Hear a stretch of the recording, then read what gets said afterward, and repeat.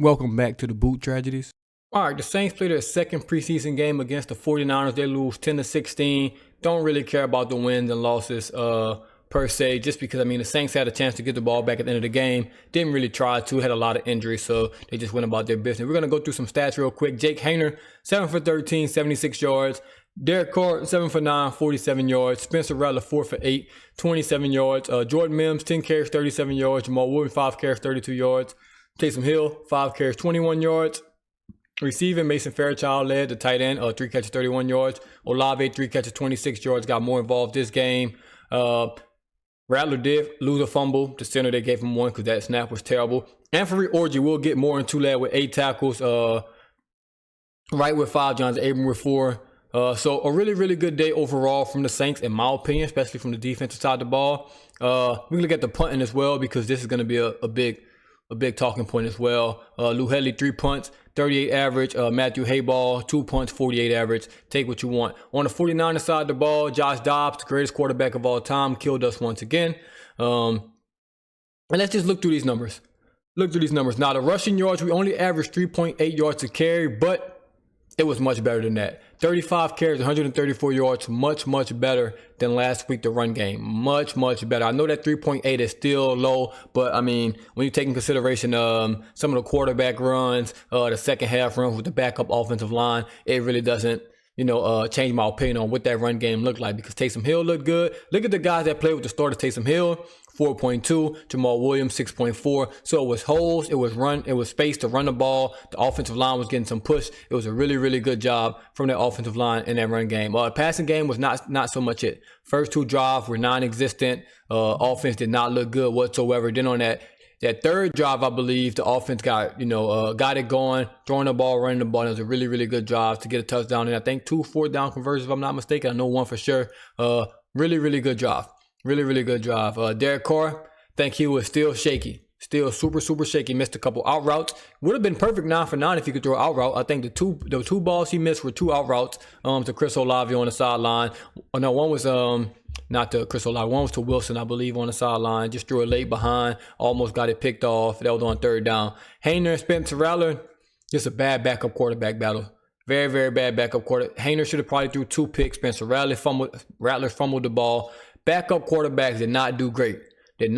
Out the backfield, it was what it was. Taysom Hill looked like the most explosive player we got back there, which is also a problem. Obviously, it was no Alvin Kamara. Jamal Williams is what he is. He actually had, some pretty good holes. Ran hard. He's just slow. Doesn't really have any pop, no juice back there. He's a short yardage guy. Jordan Mims looked okay in situations. James Robinson definitely looked okay. Obviously, he's had success in this league before. Receiving the ball, Chris Olave is still Chris Olave. A.T. Perry has some crucial jobs in that game, but still played well in my opinion. See, 6 targets, only 2 catches.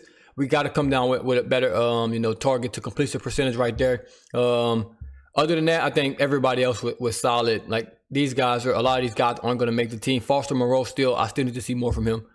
Started the game with a false start. Need to see more from him. Now let's talk about the defensive side of the ball. Anthony Orji, man. He gets a standing ovation from me. What a game. He's probably the MVP of that game. Obviously, he played a long time. But, you got 8 tackles, 7 solo, 1 tackle for loss, 2 pass deflections, 1 where he tipped the ball in the red zone, really in the end zone, saved a touchdown right there, even though Dobbs scored, I believe, on the next play on 4th down. But that's a really, really good job from Anthony Orji. He's going to make this 53-man roster. It's no way the Saints can leave him off this 53-man, because if they do, someone else is going to sign him, and he's going to be a really, really good player. Really, really like what I saw from him on the defensive side of the ball. Let's go through some of these names. Rico Payton, that man's locked down. It's going to be hard to keep him off out that secondary. Obviously, you got your locks and Kool-Aid. You got Alante. You got Kool-Aid, Alante, Lattimore, and the D, but that's 4 guys. You might carry 5, 6. I think Peyton's played well. I think, what's his name? Shamar Jones-Charles has played well. I think Wright had his moment, so it's going to be a really, really good battle for those 5th and 6th cornerback spots. The safeties, unfortunately, none of them really jumped out. Howden missed a play in the red zone. Abram didn't really jump out as well. So that's still going to be a battle for, I don't know how long going on. Now, let's talk about the starting defense. Brian Bresee, hey man, really, really good fucking player. Really, really good player. Pass rush, run game, he's really, really good. I think we're still giving up too much in the interior when it comes to that run game, so we got to get better at that. But, man, this defensive line is really, really good. I think Cam Jordan's starting to have success in the inside. He's going to find his rhythm. He's going to get better there. Chase Young was an absolute animal, was everywhere over the field. That dude's a baller.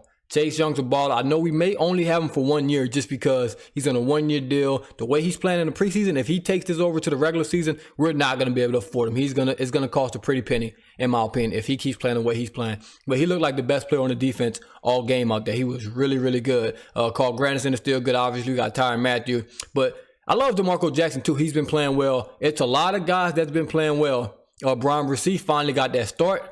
So maybe he's finally taking over that starting role. We all expected this. It's a first-round pick, but they went out and signed 2 defensive tackles in free agency his rookie season, so they kind of had to have them start. That's kind of how the NFL works, but he's worked this way. He's our best defensive tackle, and he's obviously going to play. The kicking game, I wish they'd have let him kick more field goals.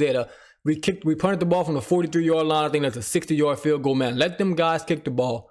They have strong legs. They're fighting for a kicking position. Let them kick the ball, man. Groupie went out there. He made his both kicks, 1 extra point, 1 field goal. Wish they got more opportunities. Now that punting game, Lou Hedley is absolutely trash. All right, I'm not going to beat around the bush. I'm not going to sugarcoat it. He's not a good punter. We had all last year to look at him. They kept making excuses like, oh, well, he's not punting for it, but his net average is really, really good. So that means he's okay because he can punt the ball and no one's going to return it. Yeah, it's hard to return a 38-yard punt. Of course, nobody's going to return it. He was not good punting the ball. Just not, even when we punted from the 43-yard line, he just kicked it in the end zone. So that's a net average of 23. Matthew Hayball's obviously been a better punter. He's obviously been a better punter. Let him punt the ball, man. I think it's his job to lose at this point, but you never know with the Saints. I think last year we made the mistake with both special teams players. I think we should have kept Will Lutz, and I think we should have kept Gillikin. I think we went in the wrong direction with Groupie and Hedley, and it kind of showed last year at some points. But hey, we'll see what they do this year. But I really think Matthew Hayball has been better. He has been a better player. Now, on to the offensive line. We're going to just talk about Trevor Penning for a second before I do get out of here, because obviously we want to watch the film. Y'all don't want to hear me talk, even though some of y'all may. Trevor Penning had a really, really, really good game from his standards from game 1 to game 2. Really good game from Trevor Penning, man. It's no complaints on. He got beat a couple times, but it's really no complaints. That's the way to bounce back. That's really the way to bounce back, man, because he had an absolutely terrible, terrible, terrible game against the Cardinals. This game was much, much better. It looked like he got some confidence. If the pass protection could come just slightly close to the run game, man, he's going to be really, really good. I won't say really, really good, but he's going to be respectable and not a liability on that offensive line. The run game, he looked well. Pass game, he's still catching people, not shooting his hands inside, but it was much, much better in the first game. So, hey, you know me, I'm going to give credit where credit is due. I think Trevor Penning looked amazing compared game 1 to game 2. On the defensive line, Peyton Turner, man, he was active, but he can't touch a quarterback to save his life. Now, I know it's Josh Dobbs. He's mobile. You know, he's hard to get his hands on, but god damn, he could have had 3 or 4 sacks that game. Like, you see every, like, some plays you see like, oh, damn, I see why they drafted him first round. He's coming fighting off a double team spin move, gets inside, and just whiffs on the quarterback. It's just like, damn, man, you're just getting so close. But, hey, I'm glad he showed something this game, because last game he didn't show me a damn thing. At this game, at least he was getting back there. Pressures count for something. You get 4 to 5 to 6 pressures in a game, that's a really, really good game. Hopefully he can convert some of those to sacks in his last preseason game, and he can stay healthy and continue to contribute, because obviously it's going to be tough to play on this defensive line. With Bresee, with Cam Jordan, with Carl Granderson, with Chase Young, it's going to be tough to crack this defensive line rotation. But he did show me a little something. I'm not, getting hopeful, getting my hopes up, but he did show me a little something. Number 55, Isaiah Foskey, he didn't show me nothing for 2 games in a row. Absolutely nothing. He looked lost out there. He looked slow. He doesn't really have any technique. He doesn't have strength. He doesn't have speed. He doesn't have bend. I don't know what he does well. I think he needs to just turn his brain off, stop trying to pass rush moves, because I can tell when someone grabs, I can tell he's going through, it's like, oh, I'm supposed to do this, then I'm supposed to do this, then I can do this. Dude, you got to play football. Turn that brain off. Just go rush the passer. Do whatever comes naturally. At practice is when you work on your moves, you work on your swims, all that. In the game, hey, man, when the ball is snapped, you just get the fuck off the line and get to the quarterback. You're trying to do too much. You're going through the motions. Hey, man, if you ever see this, stop thinking and play football. You got drafted second round. I know second rounds are bust every year. It's not just the Saints. But goddamn, show me something. Show me a glimpse of why they drafted you that high. Because we haven't seen anything in a year and a couple months right now. Do something. Do something, man. It's absolutely terrible. It's terrible.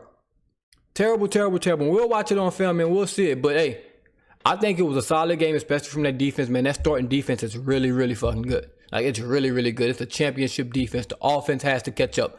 I know we had that one long drive, but other than that, I mean, we can look through the drives real quick before we get out of here. It wasn't pretty. It wasn't pretty. First drive, 3 plays, 8 yards, a minute 46 seconds. That's not good. That's not good. Second drive, 3 plays, 3 yards, 1 minute 25 seconds. That's not good. If we're playing against the real 49ers offense and they got Debo and Ayuk and Kittle and CMC out there and they putting together 8-minute drive, we get a minute. 6-minute drive, we get a minute. You know, this drive right here, 16 plays, 95 yards, 8 minutes and 17 seconds. That's a hell of a drive. I'm not expecting every drive to be like that, but that's a hell of a drive. Then after you come back, 4 plays, 7 yards. 5 plays, 14 yards. 1 play, -1 yards, end of the half. 9 plays, 36 yards. That's the last good drive of the day. 5 plays, 11 yards. 7 plays, 16 yards. And then this drive was really, really good at the end of the game, but we just couldn't convert. But them drives were not like, they just weren't good. We didn't have a lot of good drives. Obviously, we didn't score a lot of points. They come out and say the offensive vanilla and this or that, but hey, we'll see when it's time. That's all I got. We'll see when it's time. I still think it was a really, really good game. The offense showed some life, showed some improvement, but the defense has been lights out through 2 games in the preseason, man. And we'll see what we do in this last game. I don't know if the starters are going to play or whatnot, but we'll see how they line up for this last game on the 25th against the Titans. And then we're at the Panthers. We're at the Panthers, the Cowboys, the Eagles. This is a tough schedule. This is a tough schedule, man. With the Panthers, if we don't win that game, you get the Cowboys, Eagles, Falcons, Chiefs, Bucks, back to back like that. That's, I mean, you could fuck around and go 1-5, 2-6 or something like that. So we'll see how this goes. But I think it's a really, really good second game. It's a really, really important step for the Saints on the offensive side of the ball. Looked like they took a step in the right direction. Defense lights out as always, man. Let me know what y'all thought about the game in the comments below. As always, this is the Boot Tragedies. I'm out. So one last time, let's make